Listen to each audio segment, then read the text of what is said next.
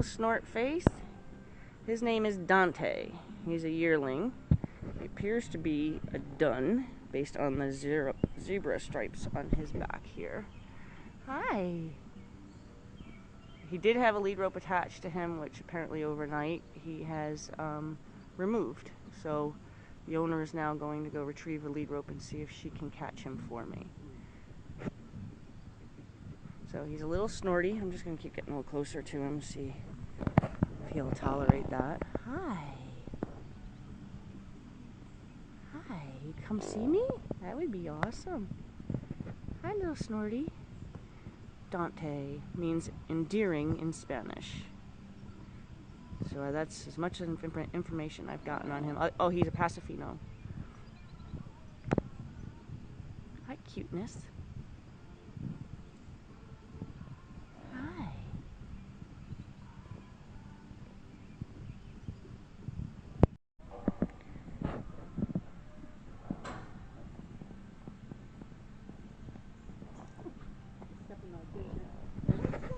What is the matter?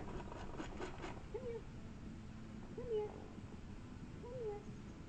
Hi, handsome boy. It's all right. Come here. Of course, I fed him. Right. Come here. So he knows this one's a trick, but Yeah, he certainly has an interest and doesn't like totally shy off. So.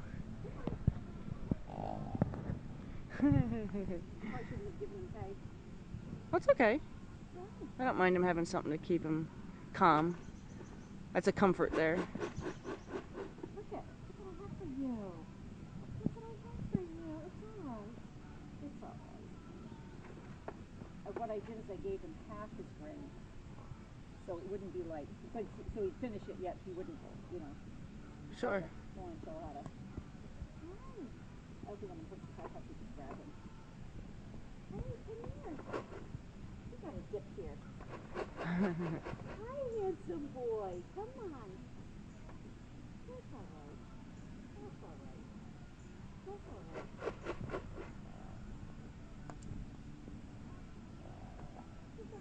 What you do there?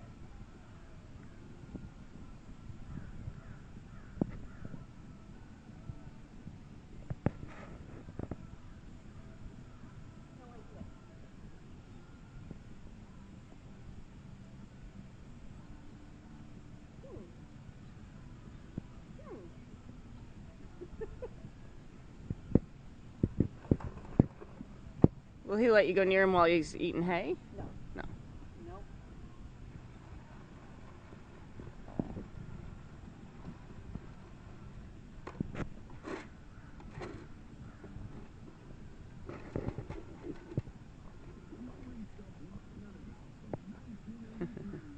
Next time I won't feed him.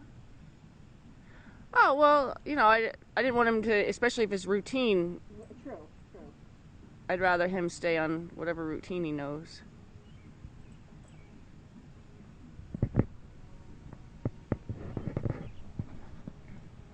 Now, the reason he went behind you is because he felt safer doing that. With my back in. Yep. Is that where he normally eats there? Yes. Okay. What I do is leading him, I'll look at him in the corner of my eye, just walk away from him, and he follows me. Yep. He's been very, very sweet about it. Yeah, your eyes are pressure on him, so if your back is turned, he feels less pressure. So that's why he actually came around behind you. Come here, baby.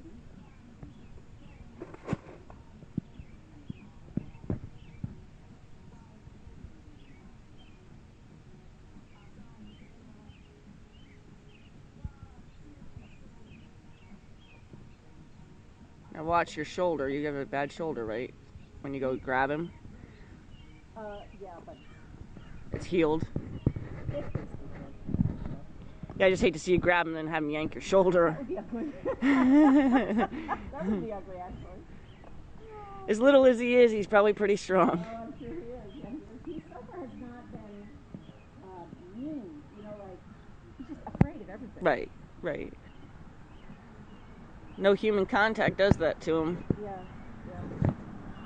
Here's a long time that no one touched you. Ever. Yeah. You know.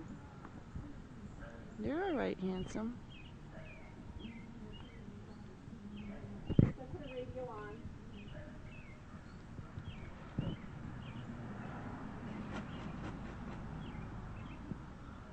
Well, why don't I just see if I go in there and get my hands on him another way? Absolutely. Okay. So in this section, you're going to watch me try to help him engage with me, help him understand that I'm important.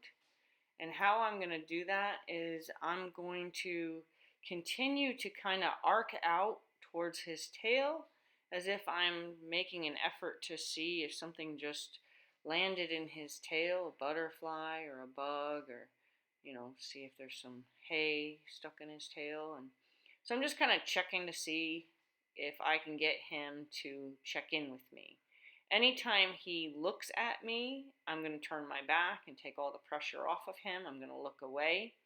And then if he looks away himself, then I'm going to re-engage. Now, I'm not worried about him running off and becoming frightened by me, because also helping him believe that I am in control of the direction of his feet and the speed of his feet also helps in this next part of our relationship. So as soon as he offers me attention, I'm going to go ahead and pull all that pressure off of him. He's going to quickly learn through every time he looks at me, I take the pressure off. Now, that was a mistake I just made. I should have turned and turned over towards his tail, not towards his head. And that's why he looked away, and then we both looked away, because it was just better in that moment to kind of erase the mistake that I had made.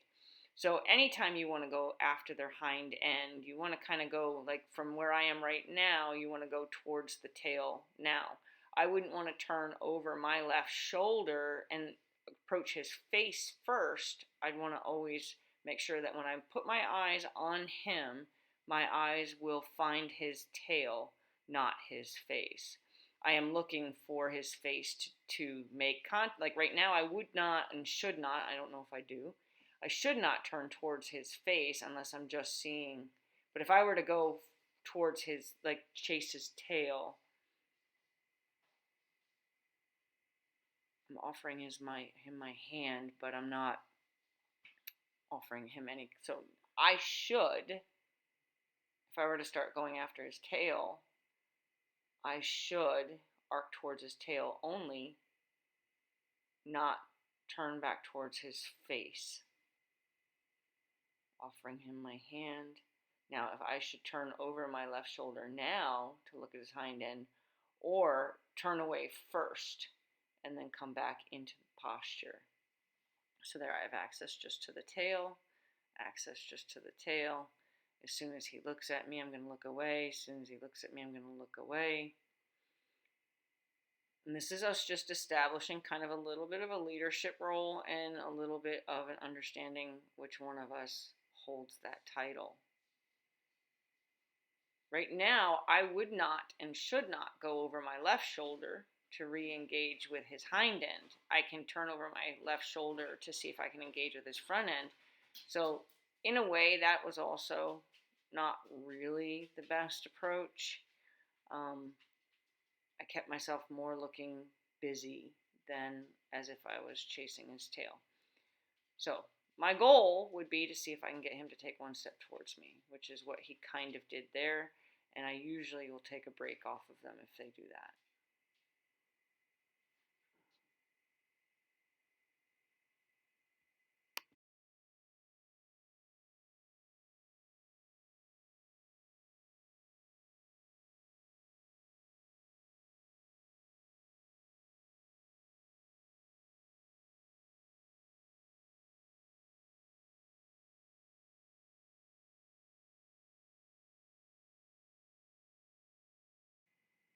This part, I'm just allowing him to spend some time with me. I'm just trying to make myself available for him to explore me and not feel threatened by me in any way. He can come around me, he can come in front of me, he can come beside me, he can touch me if he wants to. But I decided I was just going to go ahead and put a little fast forward on this because I think it's 10 minutes long where he goes around me. He tries to eat. He chews on himself from the flies, and so I try to just make myself available and make myself kind of like a ornament within his space so that he has an opportunity to check me out if he wants, and don't offer him any threatening postures. That's why I'm crouched down. You see, when I stand up a couple times, he gets worried. And at the end of this little session here, when I stand up, I think he fully panics. So the crouch down part also helps reduce the threat. That's something that you do have to be careful. Not all horses, in this case, he's feral. It could, and he's a colt, so he could just put himself into attack mode. But you don't lose your attention to him. Wow, fast little guy.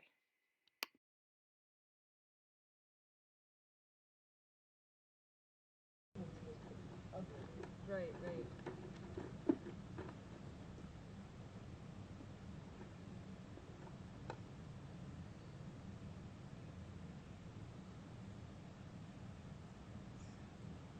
And then his second experience with humans, they loaded him on a trailer, which terrified him. Then the second experience, I couldn't, they're putting him on the trailer, and instead of being patient, well, he's got the lead rope on him, he's walking towards the trailer, and we're kind of just ushering him to the back. And husband hit him with the end of a lunge whip repeatedly, and which so his experiences have not been positive, until he came here, and now it's been totally gentle and patience and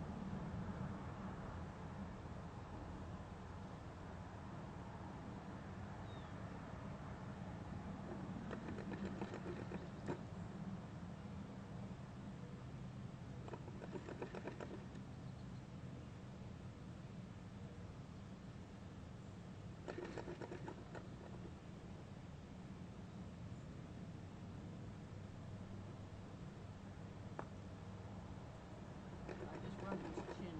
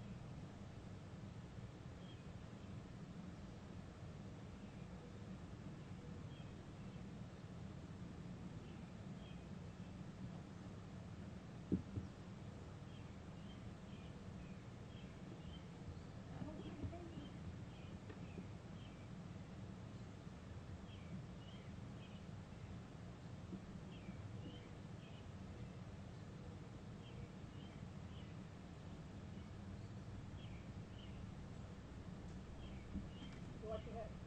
Yeah.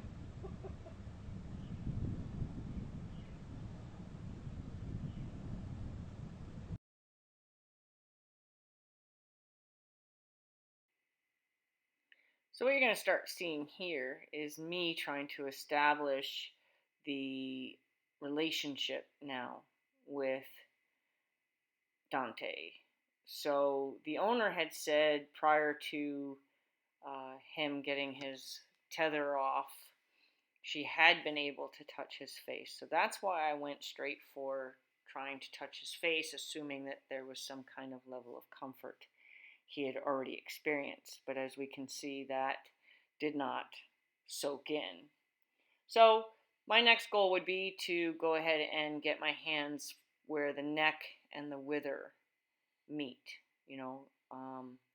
and why I do that is because it's more comforting to the horse to have you at their wither than it is to have you approaching their face. I also like to, as quickly as I can, get beside the horse and not be in front of them in any way or even at their cheek. I like to get beside them because if they're going to blast, I would rather see a horse bump into me with his shoulder than put his head up over me and come at me with his chest. If you ever watch the way horses have a tendency to plow into each other, usually it involves putting their head up over the other horse and throwing their chest at them like a battering ram or like a bulldozer blade. So I try to stay at the shoulder. In his case, now some horses, I would touch them until they relax, and then I would take my pressure away, which would be the pressure of my touch. In this horse's case, I'm actually vigorously continuing to rub him even after he stands still because he's not relaxing. So the once or twice you're going to see, I actually do try to pause. And in doing so, he actually very, very quickly forgets my hand is there and he panics. So we want to make sure that we keep a stimulus so that he can keep thinking about us. So if I was to stop touching him, he may lose, or stop moving my hand, he may lose his focus on me and forget that I'm there and then panic if I started to move again. And that's the time when they blast ahead and throw a kick if they are able to get past you. And getting kicked when a horse runs past you is not a fun kick to receive. Usually it's one in the shoulder or in the hip. Yes, they can kick as high as hitting you in the shoulder. So now what I'm going to do is I'm just going to kind of hang out with him and see how long he can tolerate me doing that. And when I feel like he's truly relaxed in his body, I want to be able to approach him and have him handle that and let me rub him. And when I feel like he's going to give me a little bit of a sense of relaxation, I'm going to give him a break and walk away. When I walk away in this case, I don't consider this a leading lesson. I consider this a taking pressure off procedure or technique. I don't make him feel like I'm expecting him to walk with me. I want him to feel all the pressure of me come off of him by walking away. So I should do that soon because he's being so good now. There we go. I want him to just follow me. If he puts tension on that line, all I'm going to do is just hold steady. And if it causes me to stop, I'll stop, but I won't give back to the pressure. I will let him find the release on that pressure. So here, there's an example there. I just hold the pressure and let him find the answer, and the answer would be to come forward and release himself off that pressure. So here's my goal here, is to be able to reapproach. Now that I've taken all the pressure of me off, I want to be able to come back in. So this is going to be my goal, is to get rid of that. I want to be able to, so now I'm going to stay until I feel he's relaxed enough again in my touching him. So now I feel right now that he's kind of chilling. There's a good chance I'll walk away now. I'm asking him to come. And again, if I have to just stay there and hold steady until he figures out the right answer, which is to give to that pressure, that's all I'm going to do. I won't add any pressure. I won't add any lean. I won't add any tug. I won't turn it into some kind of power struggle. I will just hold steady and let him find how to release that pressure off of his pole. So here's an example right here. I won't change anything. Now this is where the patience, so somebody says that I have a lot of patience. This isn't patience. This is knowing. I know he's going to find the right answer. I know that he's going to find the right answer. So I have no reason to sit there and force him to find the right answer because he doesn't find it. Then I've guided him. And sometimes when you guide them, you might as well just, tell him that he doesn't have to think for himself. This is definitely a good way to help a horse learn how to think for himself. So I might have given to him for that, only because even though the bugs cause that first step forward, sometimes you have to take those gimmies, I call them. Like that was a gimme, even though it wasn't really what I was looking for in the sense that he meant to do it. The step forward came as a result of stomping the fly. but I took it hoping that it can kind of implant an idea. So now I had tension, I had slack in the line, and now I'm taking tension in the line again. And I'm just holding. I'm not pulling. I'm not creating any energy on that line. I'm just holding. Sorry, that was my alarm. There. And then you should see tension come out of that. You should see slack come into that line. I know it's kind of difficult to see that line. Again, I'm just asking for him to find the right answer. Now also notice, so okay, him pulling back, all I did was get my ground back. I didn't pull him ahead. I took my ground back. Now I'm going to see if I can reapproach. Okay. Now if you see his feet, see how his hind feet and his front feet got real close to each other? That's what horses do when they're refusing to get onto a horse trailer. That's not a confident sign, okay? So I just want to make sure that when you notice those kinds of body postures, like he should, I think I had already watched this once, so he should, when I reapproach him this time, he'll look like a card table about to collapse. Like his front legs, he'll glue them to the ground, but his whole body will move away, and he'll look like what I consider like a card table about to collapse. I would make my goal, if I were to be working with a horse like this, it would be my goal to get an opportunity to approach the horse and not have that type of posture come from the horse, that kind of fear, that kind of collapse. So there, see? It would be my mission to be able to approach him and have his legs stay straight and under himself. So now I'm going to give him a break because he did get under himself, and then I was able to stay petting him. So that's better. Now he's starting to get his legs back together to himself and thinking about doing that lean away.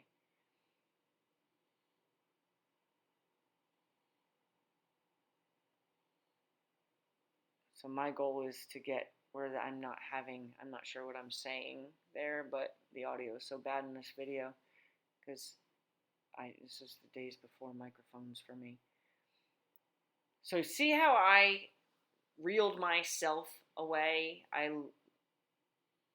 don't let the rope drag at this stage. In other words, like I don't just kind of open my hand and walk away and like let the rope drag between me and the horse. I'm going to give the horse back the rope as I walk away, so there's not any tension on that line. So if you need to, you can kind of go back and look at that as what I'm talking about.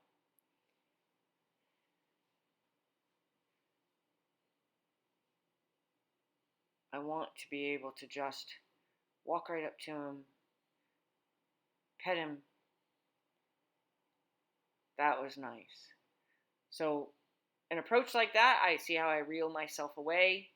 Approach like that would be something that I would usually give him a break on. I might try to do it 3 times to say, okay, can I approach you and you have that kind of acceptance 3 times? And then I'm going to just turn you loose. So me having that kind of animated conversation next to him also becomes very helpful to them, right? My body's saying and doing things. I'm asking him to do something in the same period, right? So I may approach him one more time, ask him to take 1 step forward, approach him, rub him. If I feel like I'm getting a nice slack line there, I'm going to probably give him a break.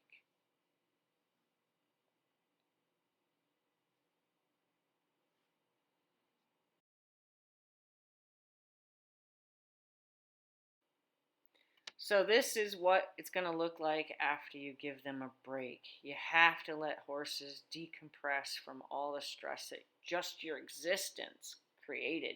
I mean, I gave this horse already a pretty extensive lesson. He went from not liking the idea of a stranger to somebody actually grabbing a hold of him to giving him some information, teaching him some stuff, touching him, rubbing on him. I definitely gave this horse, a very busy first day. So, of course, I left the rope on him. I think the owner would have been very upset if I had dropped the rope off, but I'm quite pleased with the end of this session here today. See if I'll follow the feel. And you cannot be unhappy about that. Soaking is so valuable, so valuable. You can progress so much faster if you just let them soak on.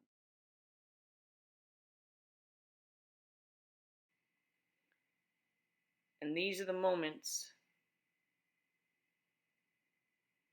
witnessing that first contact, witnessing that first rub, witnessing that first time that little horse said, "Hey, you're not going to hurt me. I'm going to be okay." To be able to be a part of somebody's journey in connecting and bonding with a horse that had such an uncertain future is probably one of the most rewarding things in the world. And I'm so grateful I get to be a part of things like that.